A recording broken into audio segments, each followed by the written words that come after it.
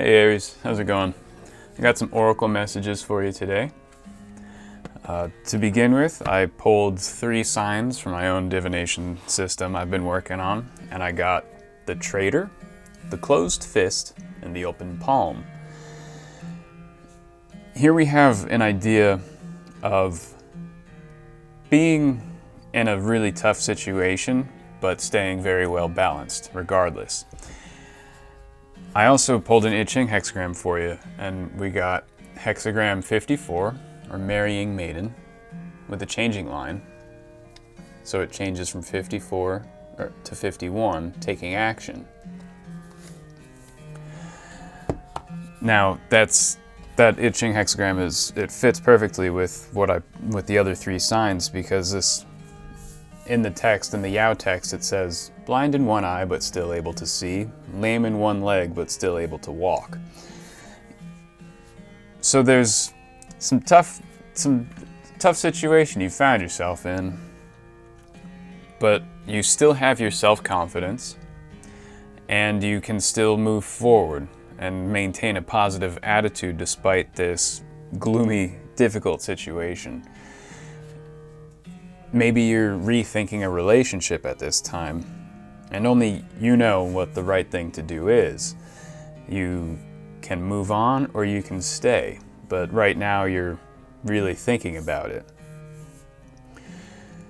Now, having Traitor energy and this Marrying Maiden with the changing second line, it's not easy. There's a lot of second guessing occurring, and perhaps a small measure of self-sabotage. Sometimes the traitor is within ourselves. It might not be another person or another energy. It might be something that is filling you with doubt and filling you with anxiety and trying to make you overthink and second guess. But when you couple that with the closed fist and the open palm, we have a very balanced approach here. These are 2 opposite signs. The closed fist is severe and strong and has a lot of wisdom. It's a very stark energy of discipline, self-discipline, and unwavering, unbending attitude. And the way of the open palm is more geared toward grace and mercy. It's more geared toward emotional balance or emotional wisdom as opposed to intellectual wisdom. And it's a more flowing, mutable energy. The closed fist is not very mutable. It's not mutable at all, in fact. It's an energy of fixity, of strength, of dominance. The open hand, the open palm, is changeable and adaptable, flows between things and doesn't try to push things out of the way. So here you can call on both of these energies at the same time, or when appropriate. They're both within you. You can push things out of your way and knock things over when you have to, and clear things out and rule with an iron rod when it's necessary. And in other situations, you can perfectly adapt and flow and, like wind or water, move around and softly erode something. You can smash through a rock with a hammer, or you can softly erode it with flowing water over time. The choice is yours here. You really have the ability to do either at this time. And only you know what will be right. This is not really a time where advice is going to be very helpful to you. The situation might be somewhat unique or unconventional or somewhat unprecedented in your life or in your social group, in your family, in your work environment. There might not be anybody to whom you can call for advice or ask for help. Although you can, and if you feel called to do that, you definitely should. And you can gain support from these people. You know, this hexagram of marrying maiden, hexagram 54, it is a hexagram of teamwork and relationships and working together. But this working together might just be some form of support, morale support, emotional support, intellectual support, assistance in something. But it's not going to be the support that gives you answers or advice. That sort of stuff is going to have to come from within yourself at this time.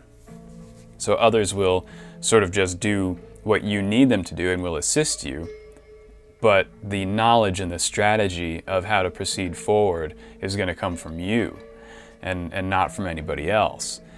And you're also maybe in a state of not trusting your own judgment because you have these two approaches, this balanced approach you can take, and when you have these widened capabilities where you can kind of approach the situation in many different ways, we can kind of get stuck with like analysis paralysis or having too many choices where we keep contemplating all the different choices and possibilities. Well, I can do this, or I can do it that way.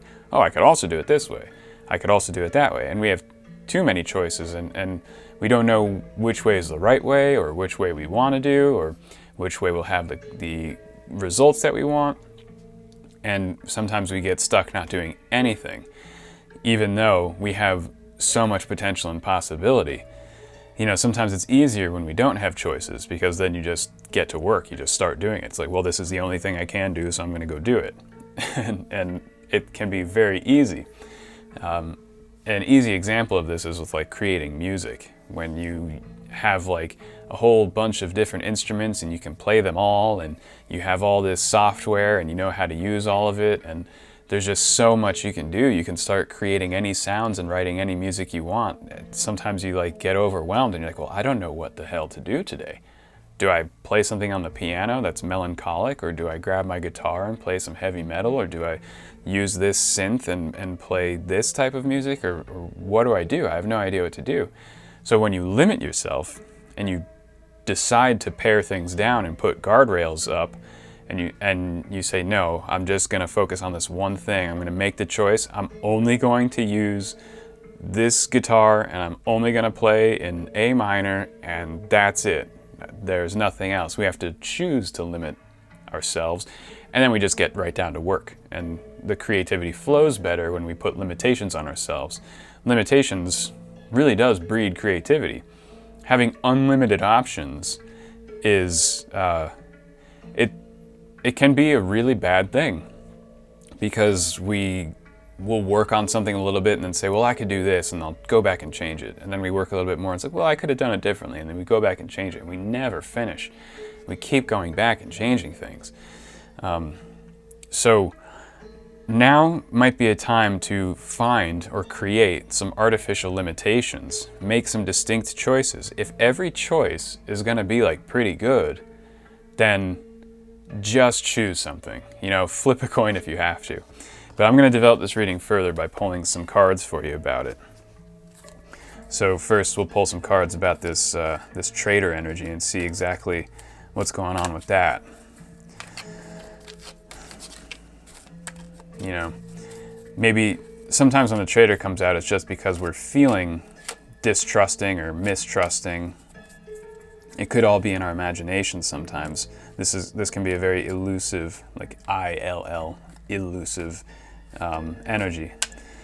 It can also be elusive, EL, if it's a real thing, a real person, a real energy. But let's find out.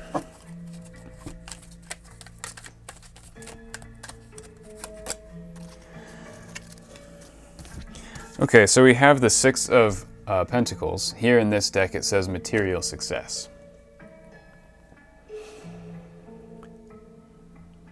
So perhaps some financial victory has brought some unwanted attention toward you. You know, like when you win the lottery, and then suddenly like, long-lost relatives start showing up, right? And I'm kind of getting that vibe.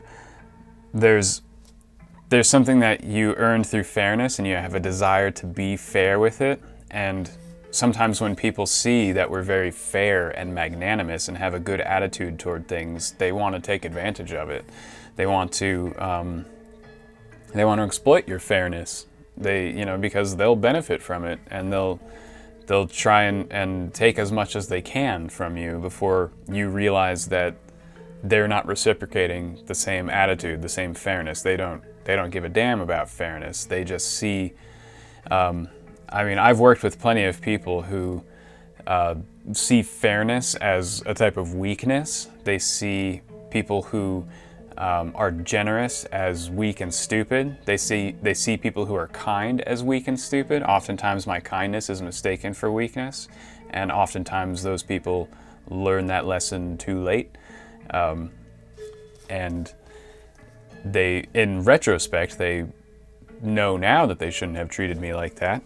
So you might have to put your foot down and be more diligent with your generosity, and really just pick and choose with whom you truly believe deserves your generosity and compassion and who doesn't. I know that sounds really compassionless. A lot of people these days like to throw around like love and compassion ideas all the time, but honestly, there is misplaced generosity and misplaced compassion. These are real things.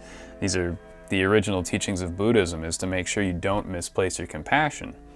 Make sure your compassion is given to people who deserve it and will learn from it and benefit from it and pass it on, and don't give your compassion to people who are essentially just criminal. They have the criminal mentality. They don't deserve it. I know that's a cold, hard thing, and we want to be completely universal with our love, but here we have this idea that if you're friends with everybody, you're really friends with nobody. Fairness is not being unbiased. Sometimes in order to be fair, we have to be very biased.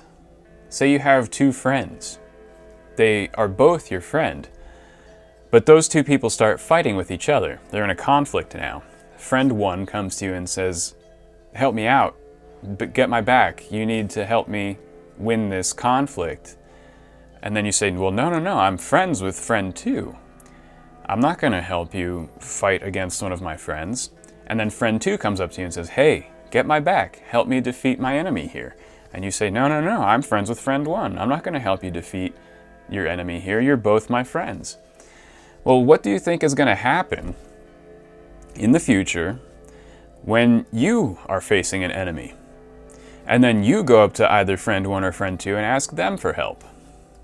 They're not going to give it to you because they'll remember you didn't give it to them because you wanted to be friends with everybody. So if you're friends with everyone, you're friends with no one. If you love everyone, you really love no one. And I think that's a harsh reality, and not many people want to hear it. And that might be extreme, but I think there's something there that you need to pay attention to and develop to overcome this traitor energy. Now I'm going to find out more about this closed fist energy. How you can use it, why it's showing up in your life, what is going on, what is severe right now.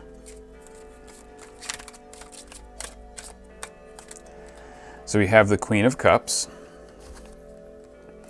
So you could be defensive with your feelings. You could be very full and self-fulfilled. You might have discovered something within yourself or found some type of emotional contentment, and you want to protect it, or you want to find a way to foster it, or to use that emotional energy to manipulate your environment, let's say. There could be a real fuel inside of you that you can put into action, that you want to put into action, that you want to use, but they're the more feminine emotions. They're not the masculine emotions that are easier to put into action, right? When we have the more masculine emotions of determination and anger and willfulness and the desire to win at something, those are obviously very easy to put into action. Those are action-oriented emotions.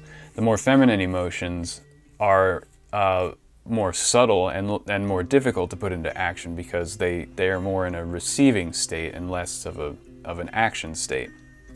So you're trying to figure out probably how to put these more feminine emotions, these softer emotions, like the desire to be merciful or graceful, into action, but into real, like, effective action, and not something that's like soft or makes you wait for results or makes you have to wait to receive something, but you want to have like an active type of mercy or an active type of grace, to sort of like change a situation.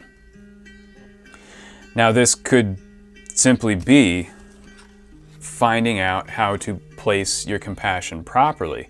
And when you withdraw compassion from someone, that stirs things up. And when you place compassion in someone else, and it's known by the group that compassion was withdrawn from someone and then given to someone else, that can cause activity to occur, right? When we are merciful with someone and we are merciless with someone else, that can create activity. And you're not doing much. You're just withdrawing and producing an attitude shift, and you're treating people differently. And when we treat people differently, and it's known that we're treating people differently, the activity comes up. And sometimes this can make things worse or it can make things better. Sometimes this can really allow a problem to solve itself, or it can cause changes within the attitudes of others, and they'll start asking, well, why was mercy withdrawn from me and given to them? And in a situation like that, it's like an icebreaker. It's like the people around you will begin to behave differently. For better or worse, I'm not sure, but sometimes it doesn't matter if it's for better or worse. Something just needs to change. Some ice needs to just be broken. And when we use the more feminine emotions like that, it's easier to like remain blameless. Like, oh, I didn't do anything, you know, but you did. You withdrew mercy from someone and gave it to someone else. And so don't be tempted to like try and remain blameless. Like, don't use these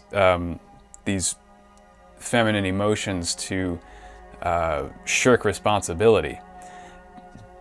Hold yourself accountable for what you're going to do with these attitude shifts, and that will produce better results. If you try and play it off and pretend like you're not accountable or not responsible for the changes that you are responsible for, it's going to backfire on you. So really lean into it. Like, accept that you're acting on these emotional states and these attitudes. Accept the responsibility, accept the accountability, and you might be able to really stir up this situation. And it might not be easy, but things are bound to change. As long as you do it in a state of like tranquility and serenity, and you're not doing it out of like selfishness or a flippant attitude, but you're doing it because you know, like, ice needs to be broken, gears need to be shifted, things need to start changing, then it should have good results, but it might not be easy. So you'll have to maintain a good attitude within yourself, even if it starts to like break down a situation and create difficulties. You know, sometimes we just have to break things down, create difficulties just to create change so we can move on into a new situation, or to change a situation so that we can more better stay in the situation, but under new circumstances. So here on the open palm, we have the 10 of Cups. In this deck it says perfect success. So again, we have the cups coming out on these two opposite signs, the closed fist and the open palm. So for sure, utilizing the more merciful and graceful emotions is absolutely going to bring you success here in this situation, and avoiding things that are too direct in activity. And yeah, using attitude shifts, mercifulness and gracefulness, but like very strategically. You will develop a way, again, the Ten of Cups coming out in the open palm, this is absolutely like flowing around. I got the sense of changing the temperature. Like water can be essentially any temperature. It can be frozen, it can be gas, it can be hot or cold, it can be unperceivably the same temperature as a human body. That's the gracefulness of water, is that it can do that. It can become any temperature. It can also fill any vessel. It can flow around things. So we're definitely looking at tempering our hardness and softening the edges here in order to solve this situation and move forward with it. So we're, dulling something. You can, water can rust a knife and make it less lethal, less dangerous. And I think it's going to take time here. I don't think you're going to have very fast results. I think this is going to be more at the pace of water eroding solid material, carving a cavern through, the rocks, carving its way through something by finding the path of least resistance, but a very effective path, a very proper, balanced, stable path, because that's where water goes, to a very stable and effective path, but it's also the path of least resistance. That's the only way it can flow.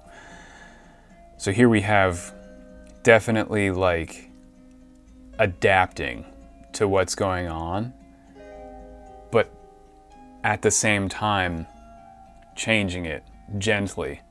It's more about attitude change and trying to alter the situation by altering your own feelings and your own mind, and in doing so altering the minds and feelings of others and the activities of others, in not like a call it out and bluntly face it, because you'll probably get too much resistance there. It'll probably be too rigid if you just call it out and try and forcibly change it. You have to take your time and develop little by little the changes that you want to see. You have to sort of break down the situation. You have to wear it down, erode it, wear it away, and over time you'll succeed. I mean, Queen of Cups, Six of Pentacles, Ten of Cups, these are great cards to have. So maintaining that positive attitude and understanding that, like, yeah, there's work to do. There's a lot of real work to do here, and it's long-term work, but it's worth it. It's 100% worth it. So I'm going to pull one last thing for you here, one last token to round this all out. Bring it all together. What does Aries need to know about all this? Oh, look at that. Yeah, so this is the hand. This is one of the aspects of human beings. This is willpower, or volition. You have to really decide to do this, and your choices will ultimately dictate the outcome of this situation. The situation kind of, I don't want to say revolves around you, but it very much depends on you. This is one of those situations where if you decide to leave it, the whole thing will fall apart. If you decide to stay, it'll work out in the end. And the choice is yours if in this regard. There's not really a right or wrong answer here. There's not really an ethical quandary. There's not like a moral dilemma. This is just what do you want? And you can choose. And you can do it in basically whatever way you see fit. But again, if you come at it too bluntly, it's probably not going to work out. If you want to alter the situation, you have to take your time and erode it and alter it like water. Or you can walk away from it and let the whole thing crumble, or just wash your hands of it. You can just say, you know what, this isn't for me, to hell with it. I don't know what's right for you. It could be a very good thing to stick with it and take this long-term path that, you know, is going to be kind of arduous, but I sense it will be very, very much worth it. Or you can just start something new. This is a fork in the road for you. But I trust you'll make the right decision, because here we have these are nice cards to come out.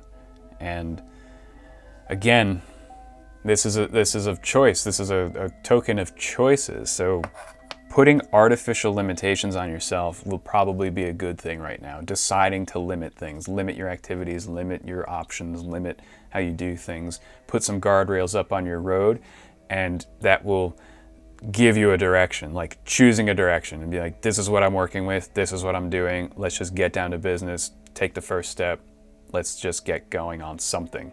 And I think you'll have a great deal of success. I think you'll be inspired to finally move forward, to direct your energies into something, instead of letting your energies diffuse and melt away and not be focused. You have to artificially pick a focus now.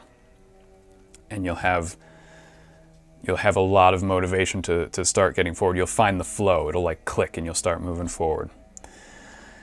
So Aries, I think that's where I'm going to leave it for you today. Thank you so much for hanging out with me. I always appreciate you stopping by. I wish you all the best, and I'll see you next time.